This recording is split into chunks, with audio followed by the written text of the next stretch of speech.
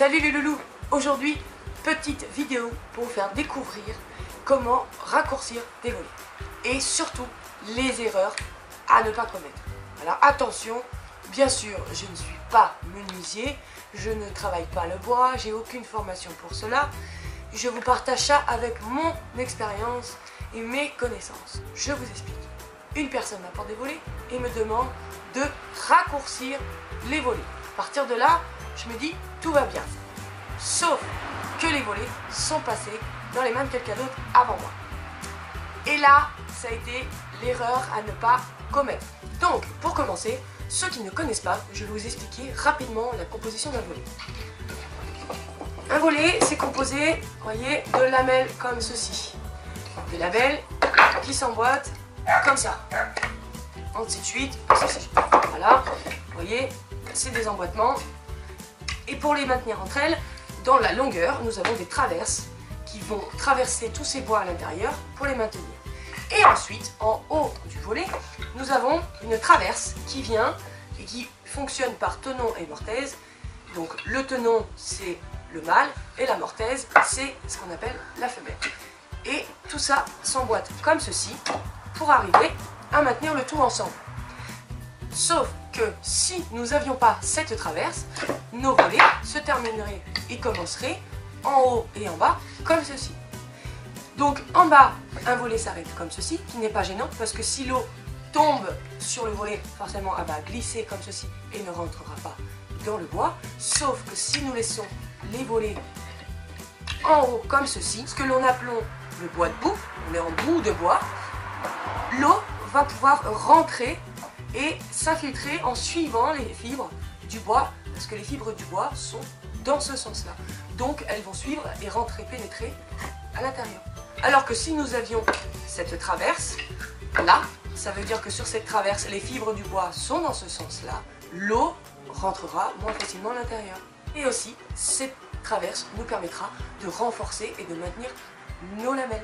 Au lieu de couper en bas, qui pour moi, ma foi, aurait été largement plus logique, parce que si nous coupons en haut, nous nous enlevons justement cette traverse-là qui protégeait nos bois de boue. Et donc, aujourd'hui, on se retrouve, je me retrouve du moins, là dans l'exemple, vous vous retrouvez avec un volet qui n'a plus sa traverse, ici, de maintien et de protection. Aujourd'hui, nous allons être obligés de remettre ce bois de traverse à sa place initiale. Mais bien sûr, ce qui va nous permettre, et c'est bien pour ça que j'en profite, de faire cette vidéo, de pouvoir vous faire découvrir une petite technique d'assemblage pour le bois. Vous voyez, 3 trous ici. C'est moi qui ai percé pour éjecter une cheville de bois. Ce qu'il y avait souvent à l'époque, que l'on voit un peu moins maintenant, c'est des chevilles qui maintenaient un assemblement de bois ensemble. Si on enlève ces chevilles, normalement nous pouvons déboîter facilement, comme ceci, l'assemblement de bois qui a été fait. Et maintenant, je vais vous montrer comment visualiser où se trouvent les chevilles et comment les enlever. Avant, petite précision, nous remplacions la colle par les chevilles. Comme ça, nous avions plus de facilité à démonter les assemblages de bois sans les casser.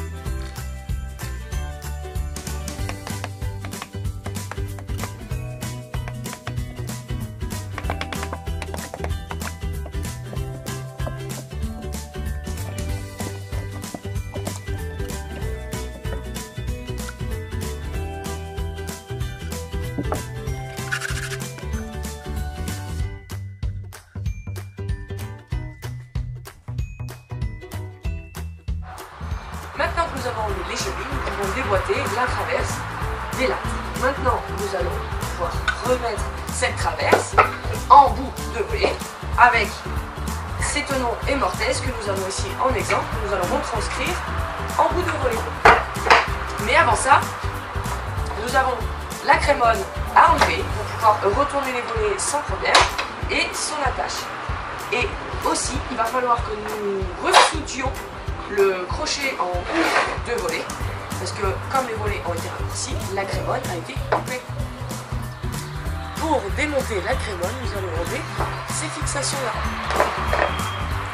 Pour cela, nous allons retourner le volet. Pour ma part, ça sera ma méthode. Je ne dis pas que c'est la meilleure, mais elle fonctionne pour moi. Je prends un marteau, je prends un vieux tournevis.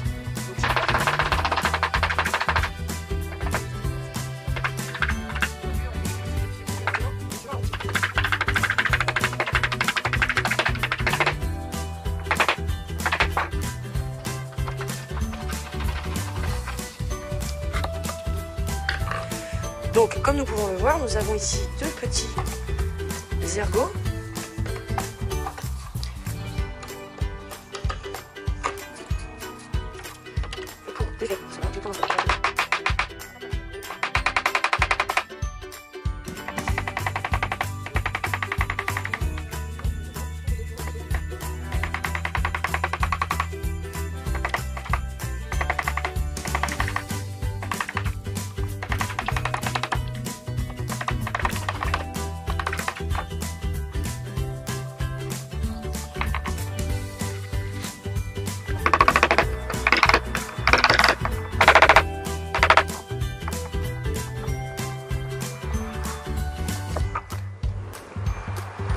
Bien sûr, nous avons aussi la charnière qui se trouve ici, qui a été coupée avec la partie haute du bois, qu'il va falloir enlever.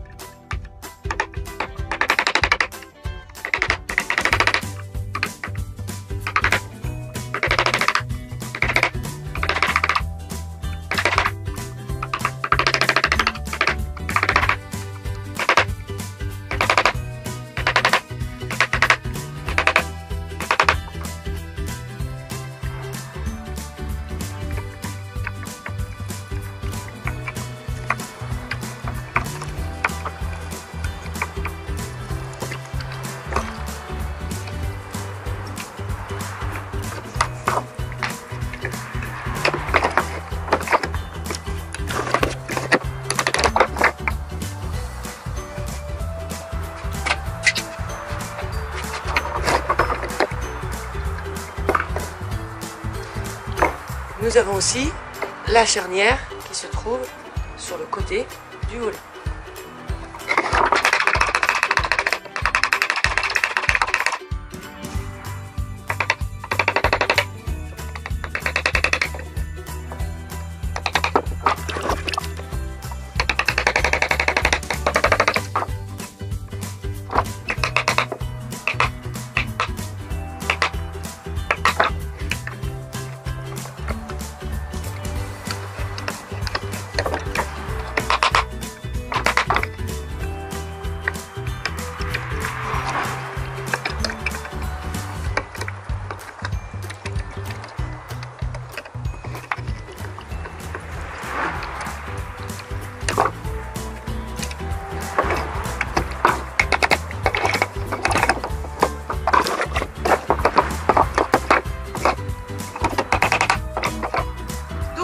La quincaillerie a été enlevée, nous la laissons de côté, nous verrons ça plus tard.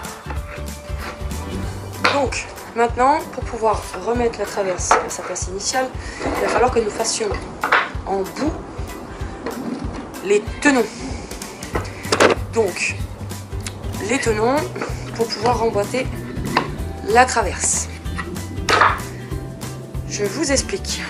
Quand nous faisons tenon mortaise, pour cet ensemble de bois-ci, ici nous avons le tenon et ici la mortaise, donc ce qui est le mâle et ici la femelle. Quand nous faisons cet assemblement de bois, le calcul est très simple. Il faut que cette partie de bois là soit divisée en 3 pour enlever la première couche de ce sens-là, la deuxième de ce sens-là, et la troisième sera notre tenon. Et la mortaise également. Nous divisons en 3 notre partie de bois pour avoir la mortaise. Et donc à partir de là, l'emboîtement se fera tout seul. Que ça soit un bois de ce diamètre-là, ou que ça soit un bois plus large ou plus gros, nous divisons toujours les assemblements par 3. Si je ne me trompe pas et que je ne dis pas de bêtises, ça fonctionne comme ça. Si vous avez des suggestions à faire, n'hésitez pas, en commentaire, je suis preneuse. Donc, pour commencer, nous allons bien sûr avoir le calcul de la traverse à faire.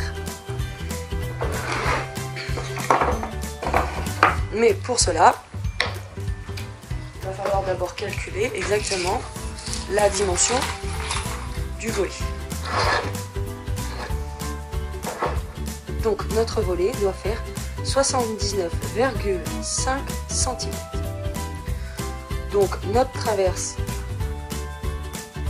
l'emboîtement de notre traverse commencera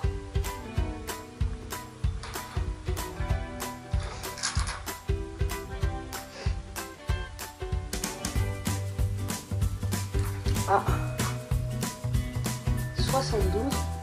172 cm. Ici. En laissant mon bois de traverse ici, je vois que je serai à 79 cm. Alors, en sachant qu'il va y avoir toujours du rattrapage parce qu'on ne sera pas tout à fait d'équerre, moi j'opte pour rajouter 2 ou 3 cm supplémentaires, ce qui fait que notre bois commencera ici à 72,2. Donc, il va falloir que nous fassions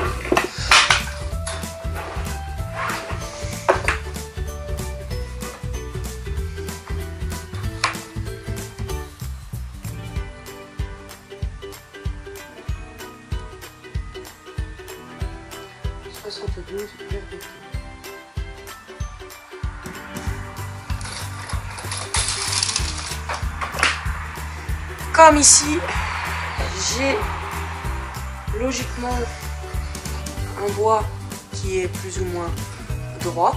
Je vais pouvoir me servir alors de mon trusquin, qui est un trusquin fait maison, avec une imprimante 3D, mais qui fait très bien l'affaire. Je prends la dimension que j'ai notée, comme ceci. Je maintiens bien le tout.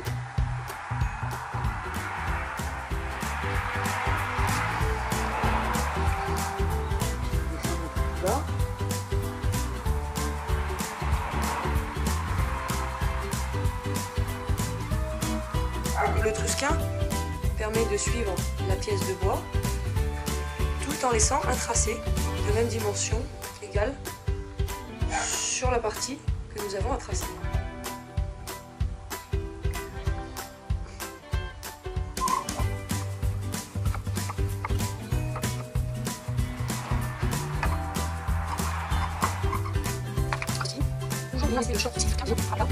Attention à que le trusquin ne glisse pas.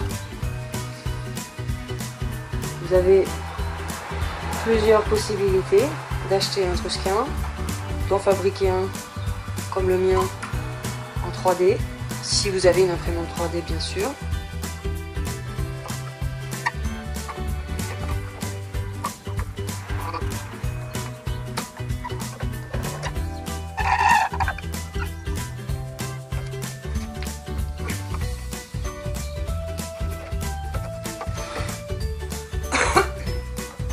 Faisons bien le devant, le derrière et sur les côtés. Comme ceci.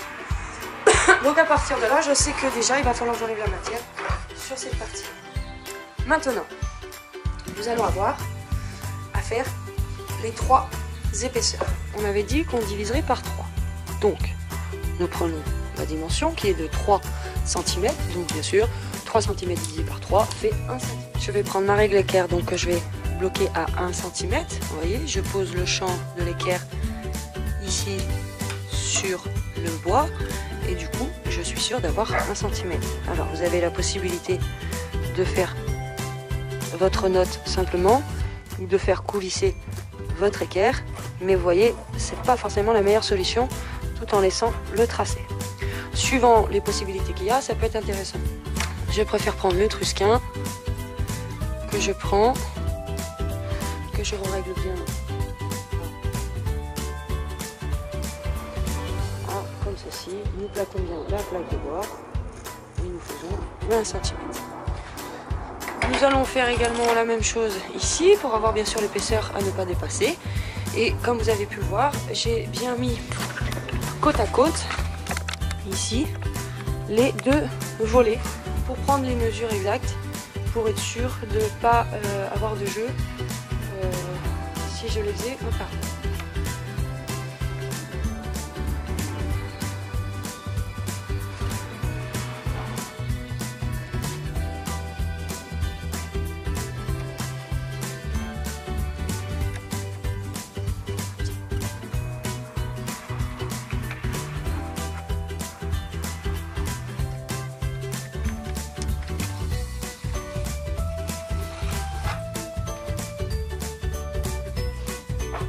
Maintenant que nous avons fait les tracés, vous voyez que nous allons enlever cette partie-là, cette partie-là, comme ceci, ça, et cette partie-là, sur tout le volet, en dessus et en dessous. Comme ça, nous nous retrouverons bien sûr avec les tenons. Pour faire cette partie ici, vous avez la possibilité de faire au ciseau à bois. Je vais vous montrer.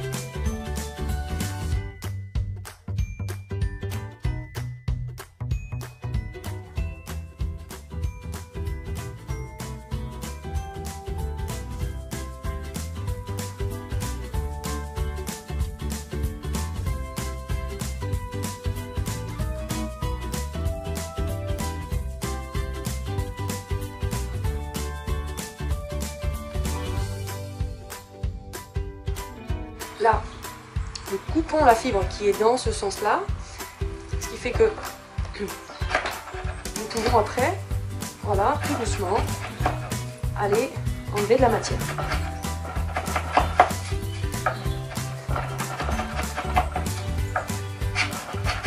Soit vous y allez progressivement, vous êtes sûr de ne pas manger trop de matière, ou d'arracher les fibres.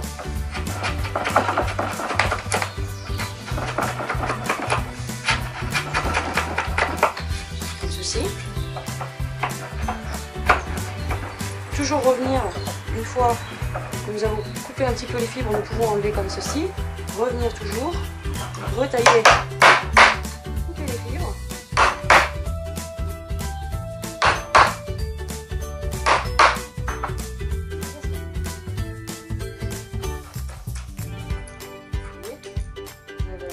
Tout doucement, progressivement. Vous pouvez y aller à la main avec le marteau. Avec un maillet, c'est largement mieux, sauf que le mien m'a lâché. Voilà. Je vais couper les fibres parce que je m'aperçois que je n'ai pas été assez loin. Là, j'ai fait un petit bout simplement pour vous montrer sur cette lamelle. Et si vous faites la totalité, je vous conseille de marquer comme il faut au ciseau à bois, couper les fibres d'abord avant d'aller plus loin, bien sûr.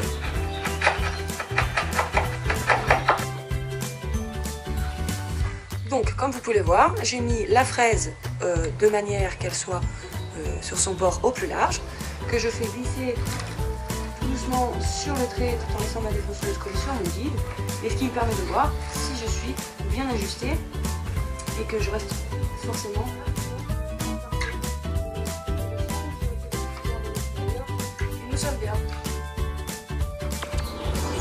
Donc, Maintenant, il nous reste à régler la profondeur de la défonceuse. Donc pour cela, je mets ma défonceuse plus ou moins en place, je déloque mon loquet, je fais descendre ma fraise de manière à pouvoir avoir les 1 cm de fraise à enlever.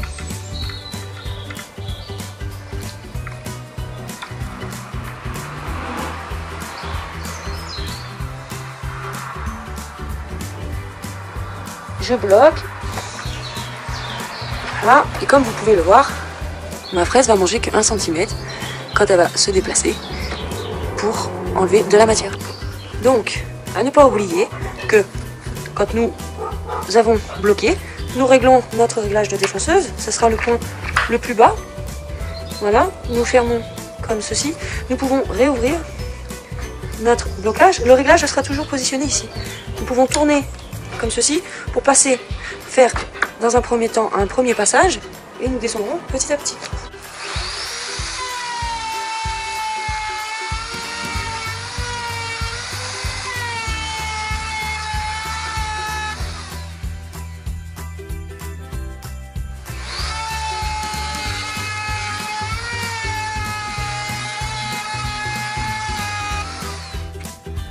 Donc maintenant je vais vous montrer comment réaliser ceci tout en gardant bien sûr le champ propre et des tenons plus ou moins corrects. Et ensuite nous allons établir la même chose dessous, etc. Et nous ferons ça sur les 2 paires de volets. Donc pour enlever le reste de la matière, nous avons aussi la possibilité de prendre la défonceuse, pareil, le même système, coulisser et enlever la matière. Sauf qu'au bout d'un moment, nous n'aurons plus de matière et à partir de là, la défonceuse n'aura plus de support assez important pour pouvoir rester stable. Donc pour ma part, je préfère ne pas me servir de la défonceuse pour le reste.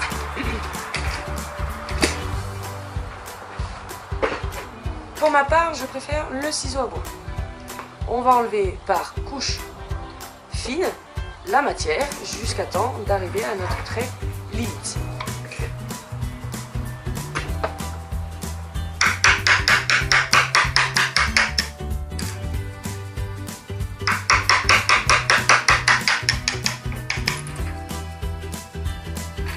Comme vous pouvez le remarquer, là je sais que j'ai une couche assez importante, donc j'enlève la plus grosse, mais toujours mon ciseau à bois comme ceci, jamais comme ça, parce que sinon le ciseau à bois, lui, il va rentrer directement dans la matière et risque de toucher la matière que nous ne voulons pas enlever.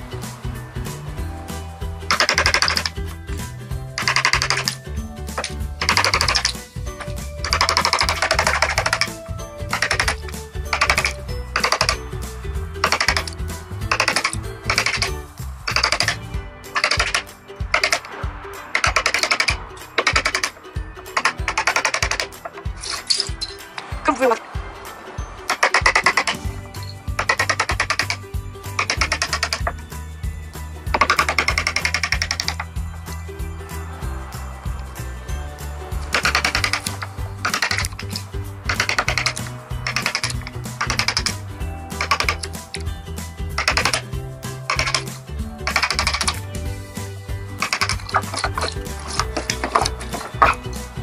Une fois ayant dégrossi au plus gros, je vais aller à la force du ciseau bois, venir enlever mon reste de matière. Progressivement, doucement.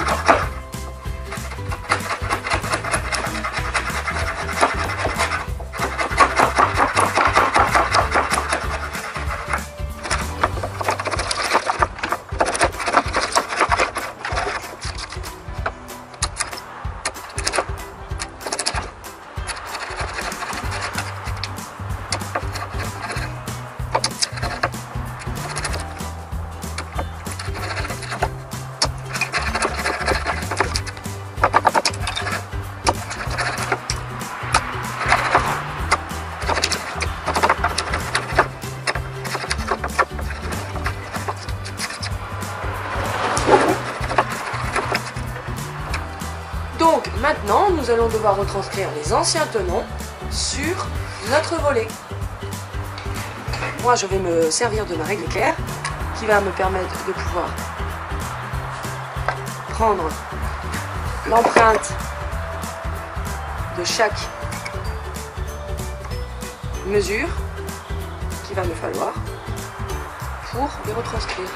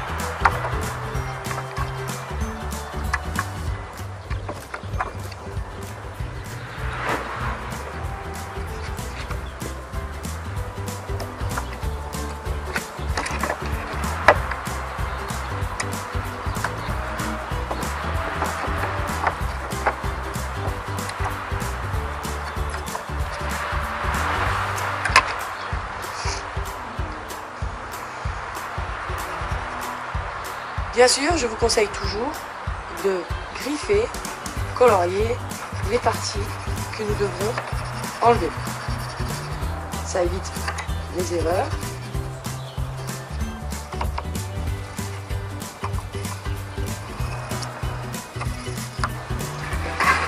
Comme ceci.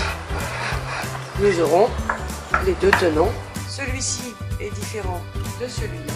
C'est bien pour ça que je les garde en modèle pour retranscrire exactement à l'identique ce qui a été fait.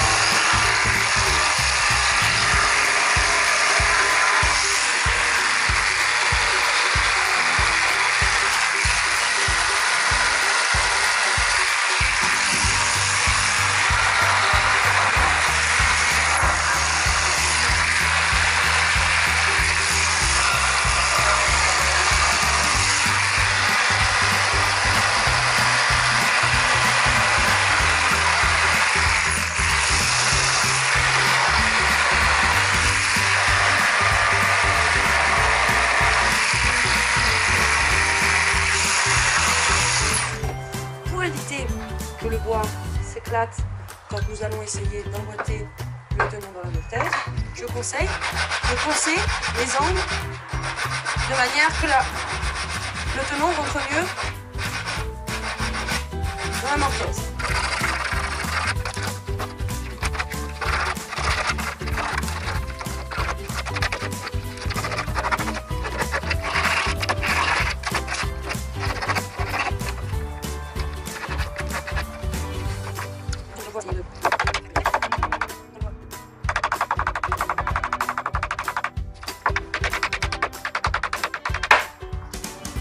Là, ça force trop, il vaut mieux retirer et enlever un petit peu de matière au niveau du tenon.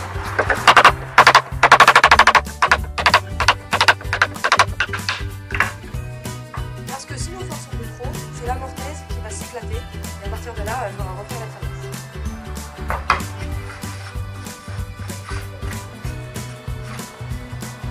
Alors,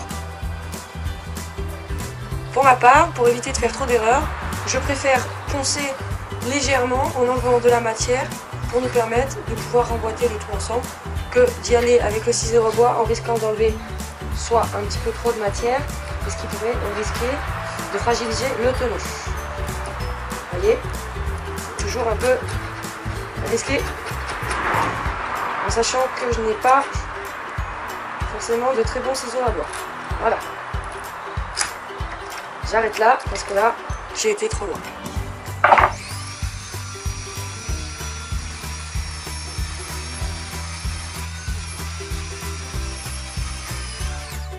Bien sûr, n'oubliez pas de faire ça des deux côtés. Sinon, notre tenon et notre mortaise, quand nous allons l'emboîter, on aura un emboîtement, mais nous aurons un décalage.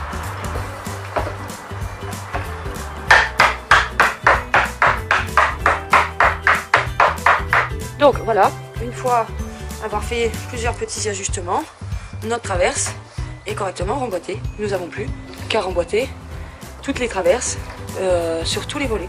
J'ai remis la traverse initiale, mais comme vous pouvez le voir, la traverse qu'il y avait de base était cassée. Donc nous allons reproduire cette traverse dans une chute du haut du bois qui a été coupée.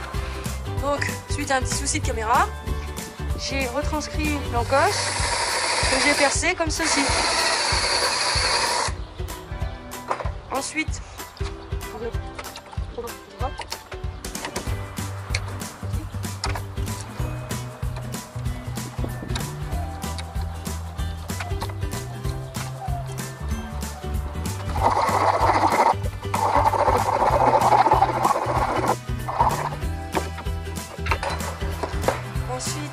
nous allons devoir reproduire le passage de la crémone.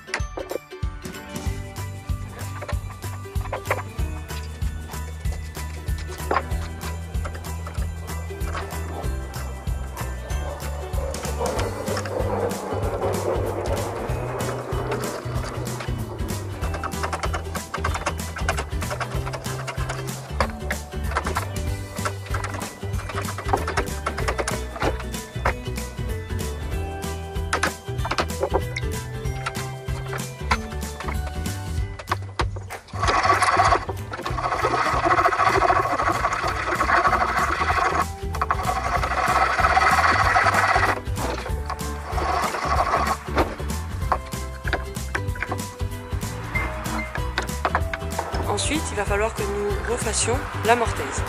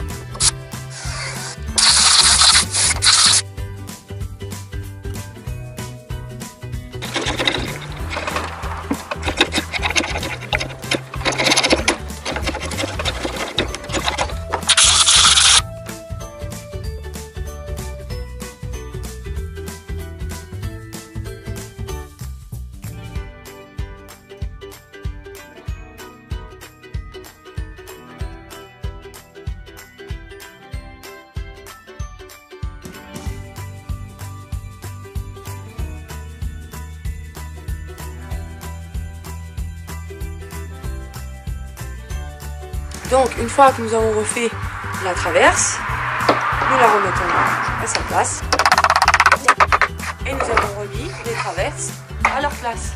Comme nous avons un quart de rond sur cette face là, nous allons reproduire avec un petit coup de ponçage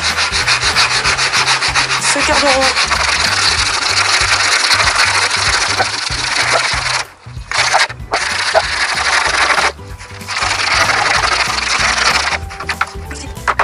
Maintenant, comme vous pouvez le voir, ici, nous n'avions pas mis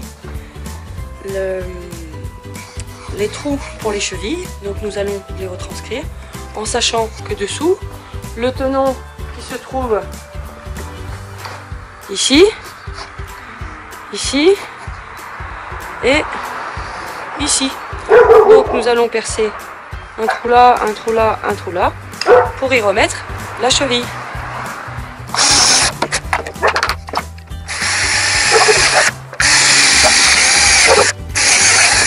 Ici, nous allons repercer plus gros pour remettre des chevilles plus grosses. Alors, moi, au niveau des chevilles, hop là.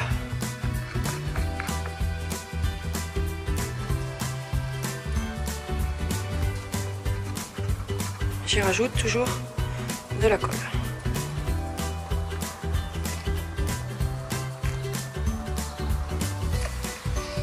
Nous emboîtons la cheville.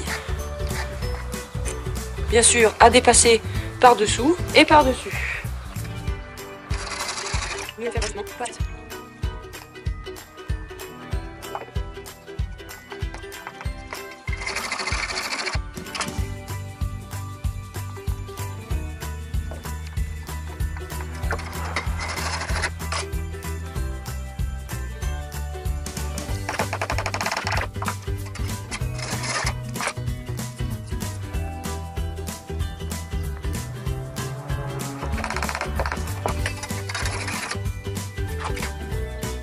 Donc maintenant nous allons remettre la quincaillerie en place. Pour cela nous allons commencer par la charnière qui se trouve dans le centre du volet, comme ce sont des volets à rabat. En sachant que l'écart qu'il y a entre cette charnière là et cette charnière là sur les volets d'origine est de 51,2.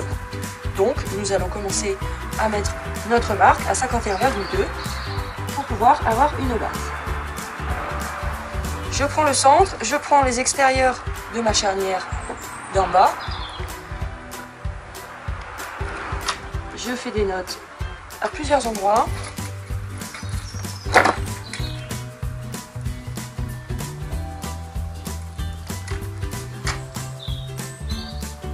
Comme ceci. Je sais que ma charnière sera placée comme cela. Maintenant, je vais mesurer l'espace de ce côté qui est de 17. Je vérifie ici et nous sommes à 17. Donc nous allons positionner notre charnière comme ceci à 17.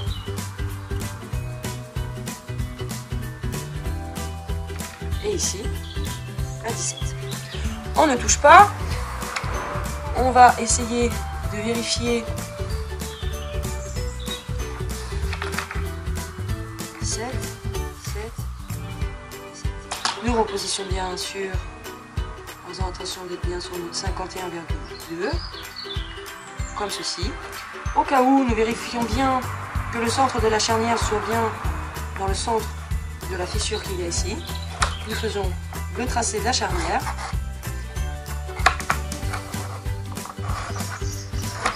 Comme ceci. Nous pouvons enlever la charnière et nous pouvons faire l'emplacement. Donc pour ce genre de choses, nous revenons couper les fibres tout autour, comme ceci.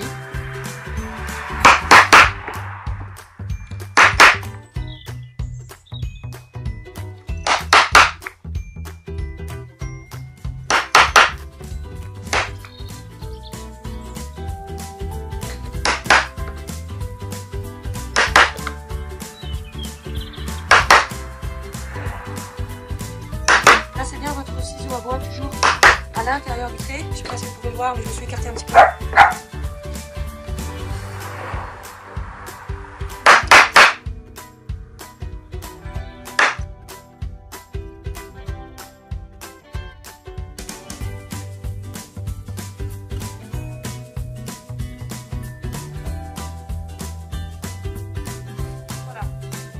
Nous avons coupé les fibres tout autour. Maintenant, nous allons pouvoir délicatement et progressivement enlever de la matière. Je conseille toujours de bien mettre le ciseau à bois au plus bas possible, parce que plus vous allez mettre votre ciseau à bois comme ça, plus vous allez enlever de la matière et on risque de creuser trop, alors que nous n'avons pas besoin d'enlever beaucoup, nous avons juste besoin d'enlever ces quelques millimètres d'épaisseur de la charnière pour qu'elle puisse rentrer à sa place.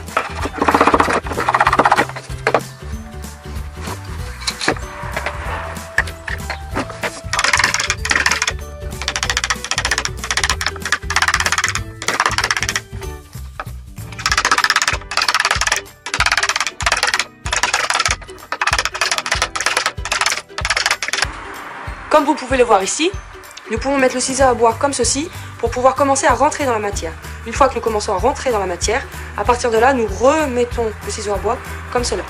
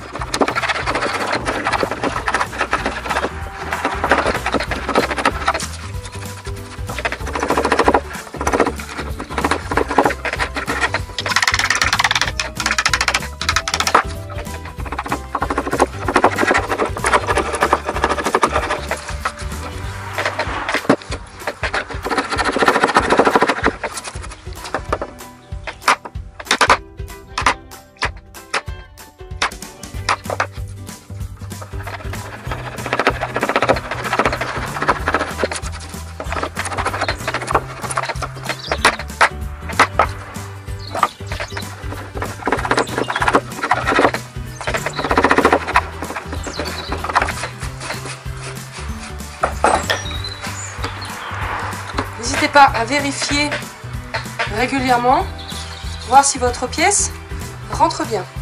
Donc là je rentre bien, ici non plus, et ici non plus.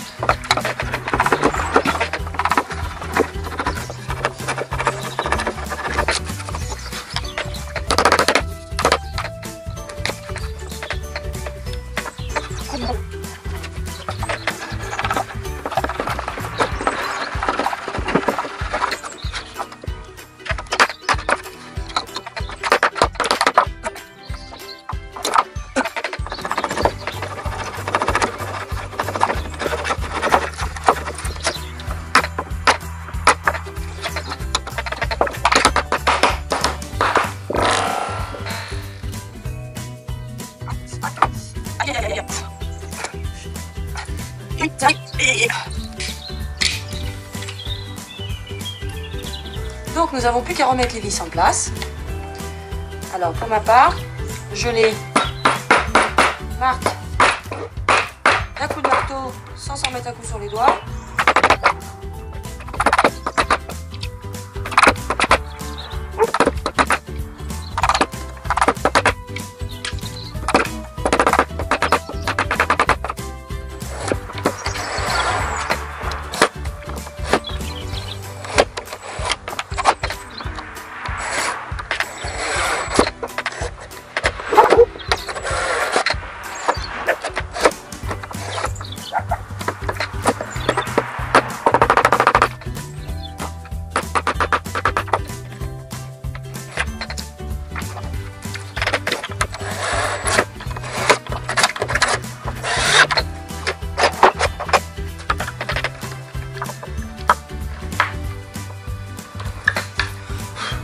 Voilà pour la charnière.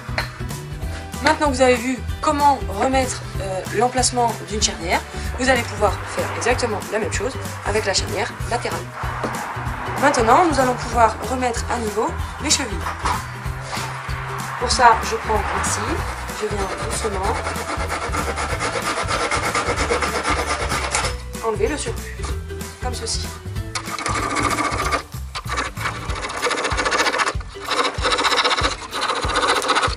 Bien sûr, nous faisons ça des deux côtés.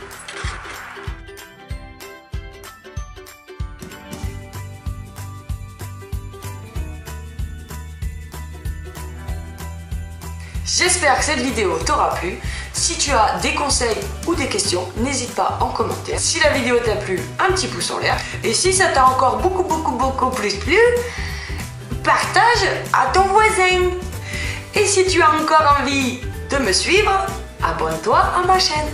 Et bien sûr, n'oublie pas, si tu as éventuellement envie de recevoir les notifications à chaque vidéo, clique sur la petite cloche à côté de s'abonner. Et si éventuellement tu as des suggestions pour que j'améliore mes vidéos, n'hésite pas à m'en faire part.